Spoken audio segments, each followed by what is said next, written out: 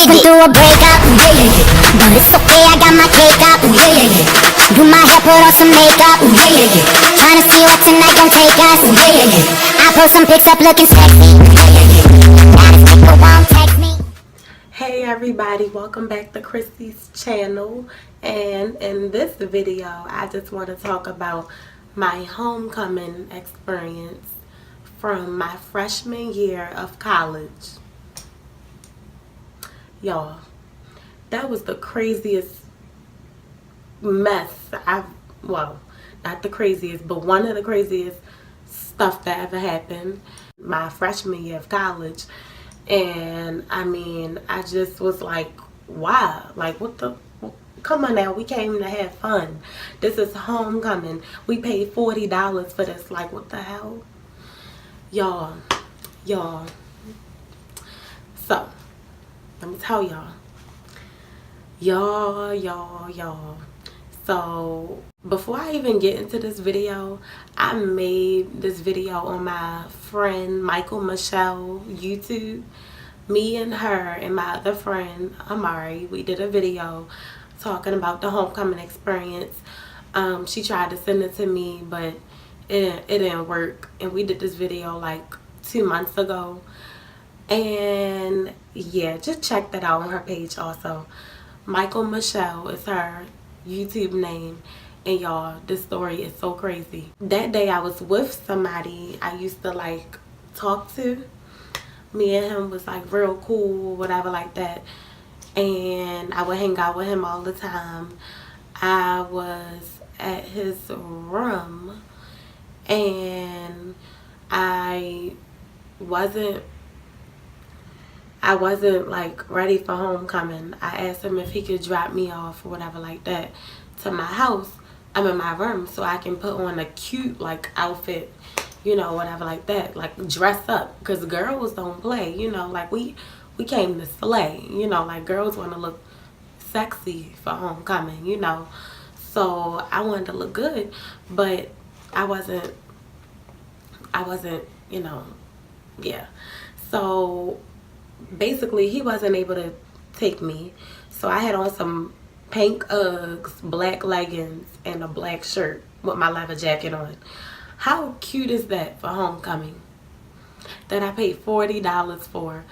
It was so funny is somebody tried to talk to me too, and I'm like, anyway, he dropped me off, and I was waiting outside in line trying to get in, and it was cold as crap.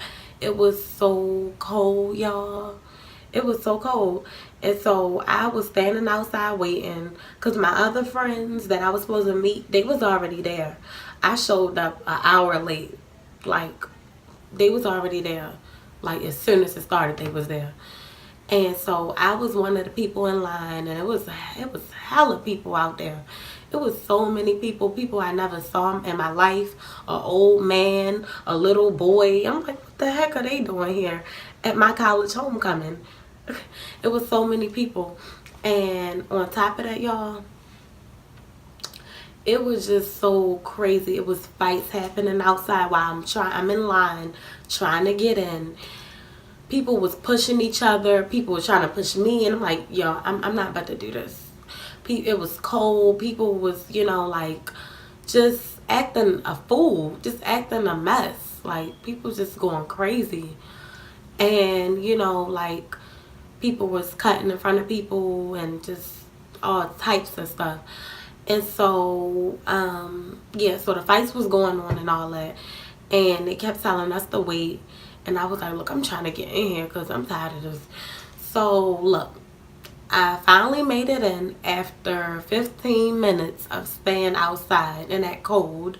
I finally made it in, and that's when, as soon as I got in though, I heard screaming and yelling and all of that. And I saw so many people just like coming in, but they were like falling like out, and they was like holding their nose, and they were just like trying to catch their breath, and they was just like really trying to get themselves together. And apparently people was out there spraying mace, pepper spraying each other. And I'm not sure, I think, I'm not was it people that was doing it? Was it the police? people, I don't know, pepper spraying was going on, and a lot of people couldn't breathe. This is homecoming, y'all. People came to have fun, all that. Why is people being maced, pepper sprayed? Why is it fights? Why is everything going on? Why is it? And the people were trying to break in. Oh my gosh, y'all. I saw this boy running, and while he was running, this man was holding up a gun. The police. I guess he was trying to tell him to get back here. And I heard, like, after all that happened, I heard that people was breaking in, like, trying to, you know, without, like, pushing people, and they done snuck in, you know, without getting their IDs checked and all that, you know. And you had to wait in line, and, you know, to get all that done. They got to make sure you paid for it. You can't just get in. And so it was so crazy, like, y'all, that was a mess. That was so daggone terrible. I went to the bathroom to try to fix myself, get cute a little bit, and I just, yeah, see all these girls coming in, and they was just, you know, saying they can't breathe, and it was too much mace and all that. So I go in, and it's like nobody knows what's going on. When I say nobody knows what's going on, the people that was in there, it's like none of this was happening outside. Like, they was just still lit, turned up, trying to have fun and all that. You know, like, they didn't know what was going on. They was just, what's the word? I don't know the word. Anyway, they basically just didn't know what was happening outside. All of that fighting and macing and all that. So I was trying my best to find my friends. I was so lost. That's when finally I saw one of my friends, and he was saying he got maced, and that's when I saw all these different people that I knew, and I'm like, oh my gosh, are you okay? You want to go sit down, whatever, like that. It was hella people in there, and it was in the athletic building at my college. And so it's like a gym, because the basketball players play basketball there, and a lot of the other sports teams play in there. So it was like a gym or whatever, and people, like, it was, you know, bleachers in there, and people were sitting on the bleachers. But it was so many people, and that's when I finally found this boy that I know. And he said he saw my friends, but he said he don't know where they went. So I said, can I hold your phone? Because my phone was dead on top of that. My phone was dead doing all this. So I had to find, you know, I found somebody I knew, asked to hold his phone. That's when I FaceTime my friend. She had his number, and I FaceTime her. Like, you know, her name was in his phone. FaceTime her on his phone. I said, where y'all at? And they couldn't really hear me. It was loud. But that's when they saw me, and I saw them, and I found them. Y'all, I skipped over a part. Before I found them, oh my gosh, y'all, they kept saying, so we had Migos and A Boogie. They was like, Migos coming out, y'all. Get ready. So I kept trying to get myself prepared. I was like, can I hold your phone to put this on my Snapchat? Can I log out of your Snap and log this, you know, video on my Snap? I wanted to video all that. Like, I didn't expect my phone to be dead. So that's when, you know, I asked to hold his phone and video and all that. He let me. I'm videoing for no reason. I don't see Migos. I don't see nobody coming out on stage. I see this random girl I don't even know on stage rapping or whatever she was doing. I don't know who they were. They just kept they was fooling, they were tricking us. Like, they just kept on saying, oh, yep, Migos coming out on stage. And he didn't come out. And then, y'all, I finally found my friends. And when I found them, they was saying they struggling and all that, because these people next to them kept fighting and all that. And it was right next to them. They was in the way. They couldn't move out the way. And all this other stuff. And then there was this old man with bumps all over his neck and face and all that, dancing with this little girl. And my friends was like, oh my God, like, what the world? He got all them bumps on his, you know, face, and he all up on us. And plus, somebody stepped on my friend's foot real hard. She told me, Like, so I missed out on all this when I was, you know, trying to find them and when I was outside. But they didn't know what was going on. They even told me, they was like, they don't know what's going on. And they just, like, the man on stage that kept saying Migos A Boogie and all them coming out, he was like, oh, I see fighting going on in the back and all that. No, we ain't come here for that. You know what, tell them to leave and all that. I was thanking God. Like, I'm thanking God I wasn't out there when it was, you know, when a mace was going on, because I have asthma and I don't know how that could trigger my asthma. I don't know what I have been able to breathe good, what I had to go to the hospital. So I'm thanking God. And you know, it was just a lot going on, y'all. Also, that's when, y'all, when I tell you this was the craziest part ever, we see all these police, we see all these black big dogs, and I think they was state troopers too, you know, like all of them was there. And that's when all of a sudden lights come on, music cuts off, they like, it's over, everybody leave, everybody leave. People like, what? So this is our homecoming? Like, what? It's over? Everybody leave, everybody leave. And I'm just like, oh wow. I mean, but at that point, after all that stuff that was going on, I had a feeling nothing was going, you know, this wasn't going to work. I had a feeling they was going to shut all this, you know, mess down. Yo, I heard so many stuff. I heard that A Boogie got maced. I don't know. I heard a lot of mess. I heard that Migos was there but wasn't able, you know, to perform because of all this mess. And that's when everybody had to exit, get out, you know, the nearest exit, leave out. It was cold as hell that night. That was one of the coldest nights ever. Y'all, tell me why. So first of all, it was police everywhere, and they was like, everybody leave, everybody leave. And people was getting into it with the police and stuff and all. It was just a mess. People are getting in their cars, leaving. I was ready to get in a warm, hot room under my blankets, all that. I was just done. I was tired and just done with the night. I just was like, you know, I'm just ready to go ahead. Y'all, me, my friend Michael, my friend Amari, my friend Obey, all of us go to Michael's car. I couldn't believe what I saw. First of all, one of them was like, I think it was my friend Obey. She was like, wait a minute, is this something? She was like, is this somebody in Michael's car? Or was it Michael too? Michael probably was like, is this somebody in my car? So one of them was like, it's somebody in Michael's car. And I didn't even notice it at first. I was like, wait a minute, that is somebody in her car. They sitting in the driver's seat with their head on the steering wheel. I'm like, you gotta be kidding me. And then on top of that, so my friend Obey, she walked over and was like, you gonna get out the car, whatever like that. I think she was the one who said something to him. I'm not sure. I think she said something to him or whatever like that. And he didn't get out. You know, he wouldn't leave.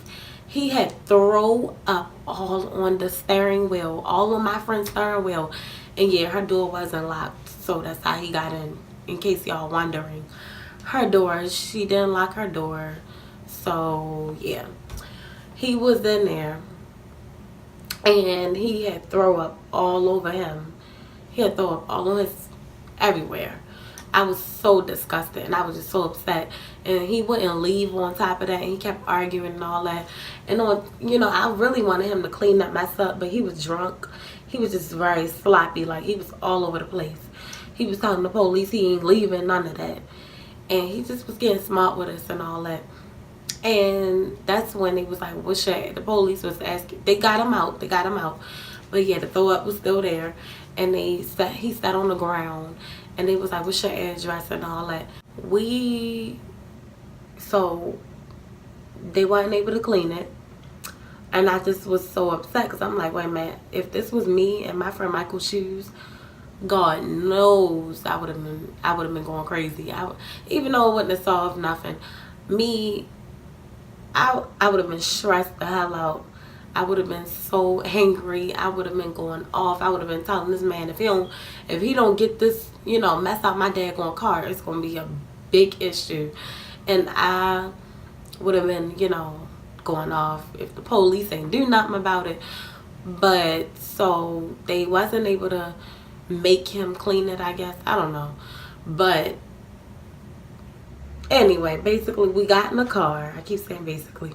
We got in the car. That was so disgusting. She had to wipe it with this towels and paper towels, I guess. The police gave her napkins or whatever. And I think they gave her napkins. And so she had to get a towel from out the trunk, put it on her driver's seat, get in the car. And that's when we get there. And then that's when she drives to the dorm. Y'all, it stunk so bad in the car. And that's when we got out the car. And that's when we, walked or whatever. And, we walked to our room. And I was happy to be in there. But my body was frostbitten. I think that's the word. Is that a word? Frostbitten? Anyway, my body was so cold. I just, yeah. And so I was just hoping when we had school in the morning, we still had class, y'all. And on top of that, my friend was telling us that man or whatever, in the morning, the next day, he gave her some money. Hold on. Did he give her money? You know what? That's how long ago this happened. Like, it seemed like, I don't know. Like, I remember the night like it was yesterday, But it's like, I still forget little details. So I'm not sure exactly if he gave her money, a little bit money. But I was mad when she had told me something. So he couldn't have gave her money. I would have been like, oh, that's good. I think he gave her a hug. He had on the same clothes from that night when he threw up and all that. And I was like, yo, ew, what the hell? Anyway, so that is so disgusting. So that happened. And what happened after that? Y'all, my brain. Like, and I'm tired. It's late. I'm so tired. God, what happened? Okay, so what happened was, she had to get a new cover, something for her steering wheel. And I went with her to get the car and the inside cleaned. And yeah. So anyway, basically, that was it. That was my homecoming experience for college. Freshman year. I'm a sophomore now. And my homecoming is next month. Really, my homecoming is in like 3 weeks. My homecoming like 2 more weeks, I think, y'all, if I'm not mistaken. 2 or 3 more weeks. And I really, really hope that this goes well. I don't even know who we having, y'all. I really don't even know who's coming or whatever like that. I think around this time last year we knew who was coming. It's January 29th. And we still don't know who's coming, y'all. That's crazy. Thanks for watching my videos. Please like and subscribe. I walk in and sit up straight. I don't give a fuck if I was late. Sitting with my man on the G5 is my idea of an update.